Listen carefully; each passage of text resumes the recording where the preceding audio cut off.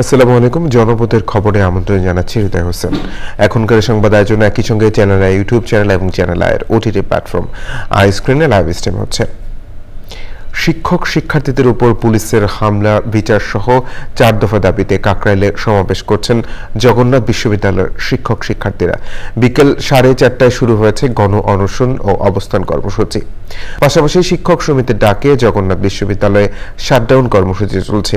এ নিয়ে জানতে সরাসরি যাচ্ছি যাযাবর মিন্টুর কাছে। তিনি আছেন কাকরাইলে। মিন্টু, গণ অনশন ও অবস্থান কর্মসূচির বিষয়ে বিস্তারিত জানতে চাই। পাঠাও চলো দেশি ভাইবে, চলবে 14 থেকে 31 মে পর্যন্ত।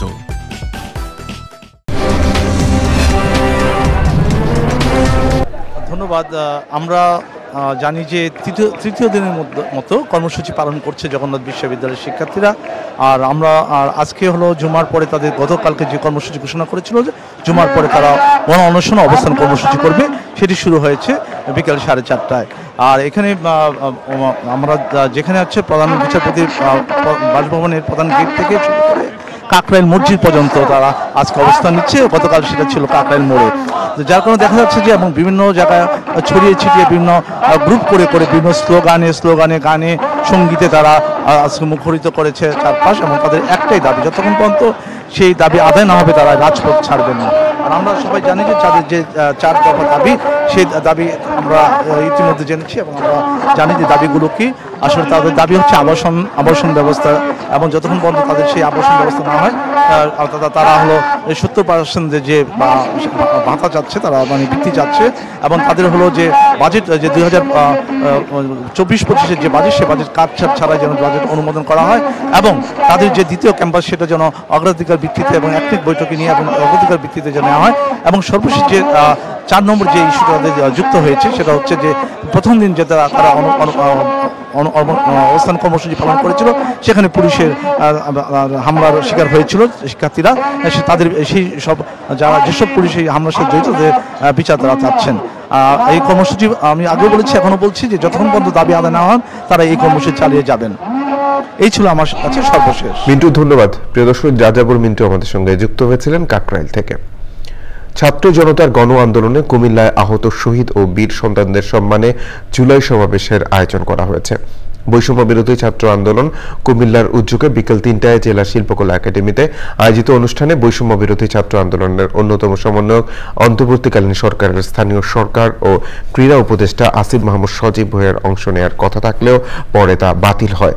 তবে বৈষম্য বিরোধী ছাত্র আন্দোলনের অন্যতম সমন্বয়ক এবং জাতীয় নাগরিক কমিটির এনসিপির দক্ষিণাঞ্চলের মুখ্য সংগঠক হাসনাত আবদুল্লার উপস্থিত থাকার কথা রয়েছে। অনুষ্ঠানে স্থানীয় ও জাতীয় পর্যায়ের ফ্যাসিবাদ বিরোধী বিশিষ্ট ব্যক্তিবর্গ উপস্থিত থাকবেন বলেও জানা গেছে। ব্রাহ্মণবাড়িয়ার বিজয়নগর সীমান্তবর্তী সিঙ্গারবিল ইউনিয়নের নলগড়িয়া ও নোয়াবাদী এলাকায় রাতে পুশ ইনের আশঙ্কায় টহল জোরদার করেছে বিজিবি। পুশ ইনের খবরে এলাকায় স্থানীয় মসজিদে রাতে মাইকিং করা হলে এলাকায় আতঙ্ক ছড়িয়ে পড়ায় স্থানীয় লোকজন সতর্ক অবস্থান নেন। বিজিবি জানিয়েছে, আগরতলা বিমানবন্দরের পাশের গেটের কাছে পুশ ইনের জন্য জড়ো হতে থাকে। বিষয়টি জানার পর বিজিবির ঊর্ধ্বতন কর্তৃপক্ষের নির্দেশে স্বাভাবিকের চেয়ে 3 গুণ বেশি সতর্কতা অবলম্বন করে সারা রাত সীমান্ত জুড়ে টহল জোরদার করা হয়। 25 বিজিবি ব্যাটালিয়নের অধিনায়ক লেফটেন্যান্ট কর্নেল জব্বার আহমেদ বলেন, বর্তমানে দেশের সার্বিক পরিস্থিতির কারণে তারা সীমান্ত এলাকায় সর্বোচ্চ সতর্ক রয়েছেন। গাজীপুরের হোতাপাড়া থেকে পিরুজালি পর্যন্ত রাস্তাটি মেরামতের অল্প কিছুদিনের মধ্যেই খানাখন্দ সৃষ্টি হয়ে যানবাহন চলাচলের অনুপযোগী হয়ে পড়েছে।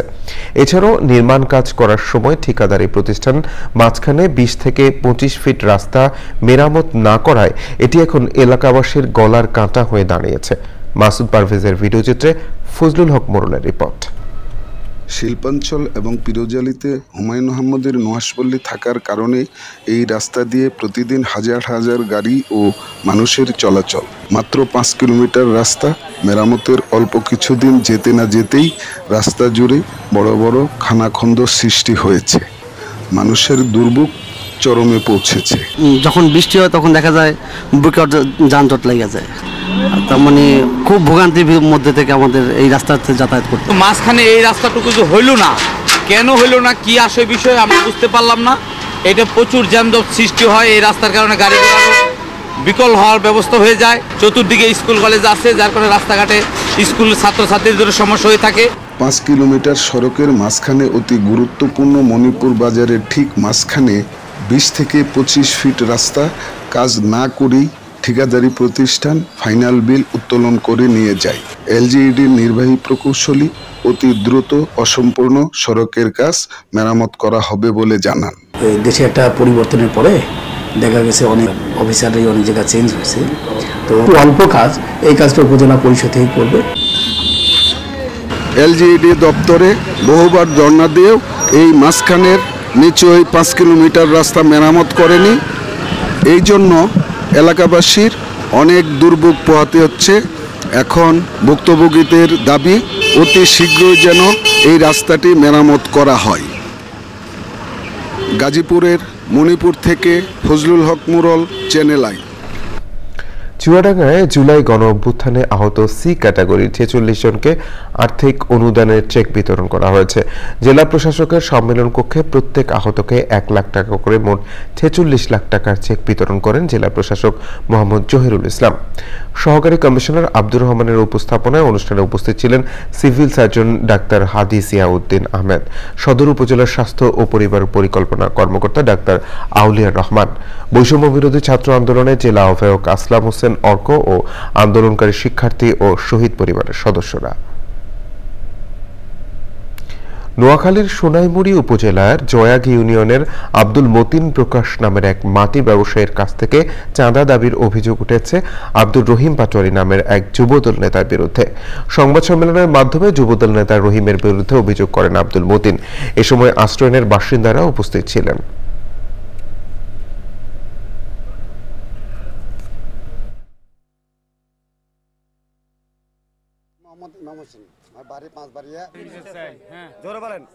কবরস্থানের জায়গা বান্ধাইবার অনুমতি টিনুসার আঙ্গুল দিছে, আমরা মাটি ফেলাইছি। আমার কাছে 1 লক্ষ আব্দুর রহিম চান্দা চাইছে, আমরা ওই চান্দার দিনে আমার নামে মিথ্যা সংবাদ দিতে দিছে, হুমকি মারতেছে, এখান থেকে আঙ্গুল ডুবে দিব, এখান থেকে আউট করে দিব, বহুত রকম আঙ্গুল হুমকি দিতেছে।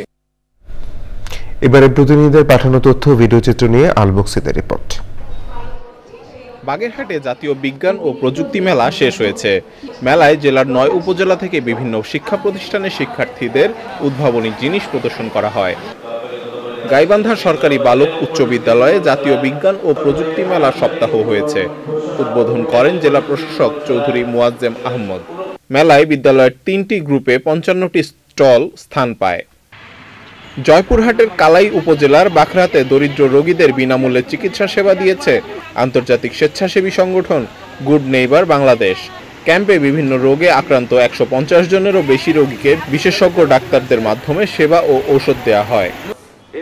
মেহেরপুরে 250 শয্যা বিশিষ্ট জেনারেল হাসপাতালের অনিয়ম, দুর্নীতি, অব্যবস্থাপনা বন্ধে তত্ত্বাবধায়কের অপসারণের দাবিতে মানববন্ধন করেছে সর্বস্তরের মানুষ।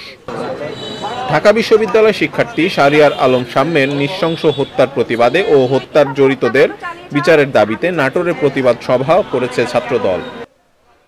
কৃষি উন্নয়ন, পরিবেশ রক্ষা ও নাগরিক সমস্যা নিয়ে তারুণ্যের ভাবনা বিষয়ে নাটোরের সেমিনার ও তারুণ্যের রাজনৈতিক অধিকার প্রতিষ্ঠার সমাবেশ সফল করতে প্রস্তুতি সভা হয়েছে।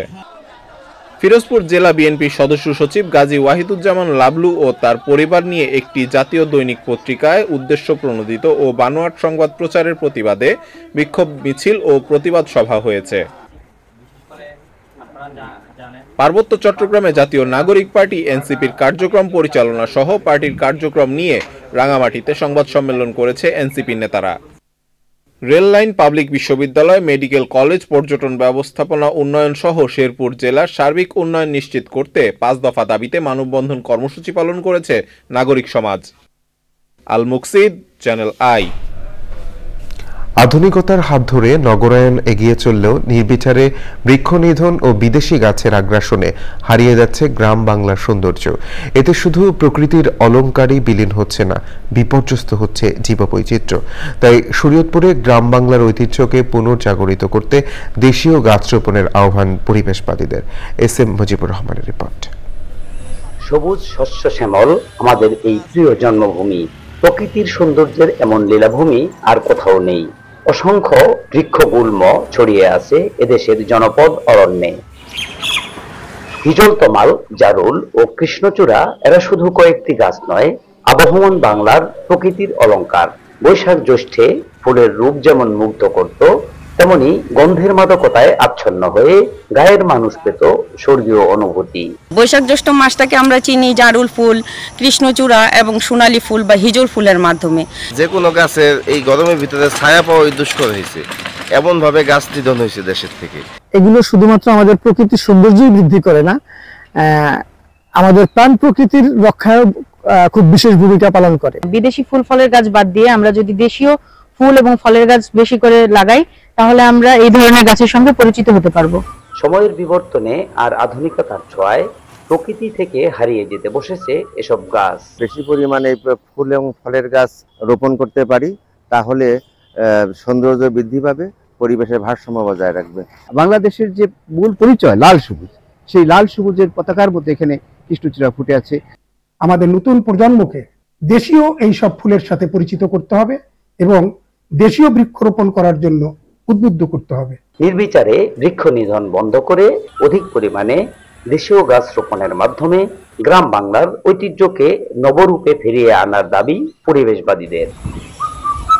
SM. Mujibur Rahman, channel I, Shariatpur.